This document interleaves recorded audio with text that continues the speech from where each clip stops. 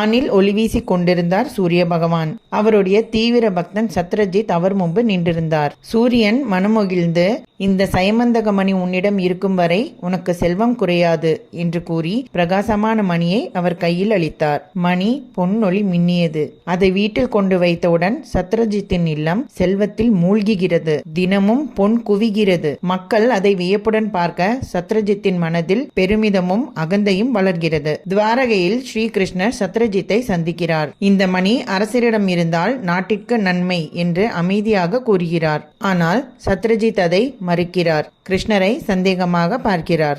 அன்று விநாயக சதுர்த்தி நாள். விநாயகர் சதுர்த்தி அன்று மக்கள் கொடுத்த மோதகத்தை தட்டு நிறைய எடுத்துக்கொண்டு கணபதி நடந்து கொண்டிருந்தார். தட்டிலிருந்து சில மோதகங்கள் கீழே விழுந்தன. இதை பார்த்து கொண்டிருந்த சந்திரன் ஏளனமாக சிரித்தார். அதை கண்ட விநாயகருக்கு கோபம் வந்துவிட்டது. விநாயகர் சந்திரனை சபித்தார். உன்னை இனி விநாயகர் சதுர்த்தி அன்று உன்னை யாரும் பார்க்க மாட்டார்கள் என்று சாபமளித்தார். மீறி அவரை பார்ப்பவர்கள் வீணான பொய் பழிக்கும் அவதூறுக்கும் ஆளாவார்கள் என்று சினத்துடன் கட்டளையிட்டார். அன்றைய இரவில் அறியாமல் கிருஷ்ணர் சந்திரனை பார்த்துவிட்டார். ஒரு அமைதியான தருணத்தில் விதி நகர தொடங்குகிறது. சத்ரஜித்தின் சகோதரன் பிரசோனன் சயமந்த மணியை அணிந்து கொண்டு வேட்டைக்கு செல்கிறார். காட்டில் ஒரு சிங்கம் அவரை கொன்று மணியை எடுத்து செல்கிறது. அந்த சிங்கத்தை ஜாம்பவான் கொள்கிறார். மணியின் ஒளியால் ஈர்க்கப்பட்டு அதை தன் குகையில் வைத்துக் கொள்கிறார். குகை முழுவதும் ஒளிர்கிறது. பிரசோதன் திரும்பவில்லை.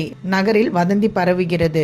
கிருஷ்ணர்தான் மணிக்காக கொன்றிருப்பார் என்று நகரில் வதந்தி பரவுகிறது. விநாயக சதுர்த்தி அன்று சந்திரனை பார்த்ததன் சாபம் கிருஷ்ணர் மீது பொய்ப்பழியாக விழுகிறது. கிருஷ்ணர் கோபமடையவில்லை. உண்மை வெளிவரும் என்ற நம்பிக்கையுடன் தானே விசாரணை தொடங்கினார். ஜாம்பவானின் பாதச்சுவடுகளை தொடர்ந்து ஜாம்பவானின் குகையை அடைகிறார். கிருஷ்ணர் அந்த மணியை தருமாறு கேட்டும் ஜாம்பவான் அதை கொடுக்க மறுக்கிறார். ஜாம்பவானுக்கும் கிருஷ்ணருக்கும் 21 நாட்கள் கடும் போர் நடந்தது. இறுதியில் ஜாம்பவான் உணர்கிறார், இவர் சாதாரண மனிதர் அல்ல, ஸ்ரீஹரியே என்று. சயமந்த மணியையும் தன் மகள் ஜாம்பவதியையும் கிருஷ்ணருக்கு அர்ப்பணிக்கிறார் ஜாம்பவான். தர்மம் வெல்கிறது. கிருஷ்ணர் மணியை தனக்காக வைத்துக் கொள்ளவில்லை. அது சத்ரஜித்திடம் திருப்பி கொடுக்கிறார். சத்ரஜித் வெட்கம் கொண்டு மணியையும் தன் மகள் சத்யபாமாவையும் கிருஷ்ணருக்கு அளிக்கிறார். முடிவு: பொய்ப்பழி நீங்குகிறது. சந்திர சாபம் தீர்கிறது. கிருஷ்ணரின் தர்மம் உலகிற்கு எடுத்துக்காட்டாக இருக்கிறது. விநாயகர் சதுர்த்தி அன்று சந்திரனை பார்த்த சாபம் கிருஷ்ணரையே விடவில்லை.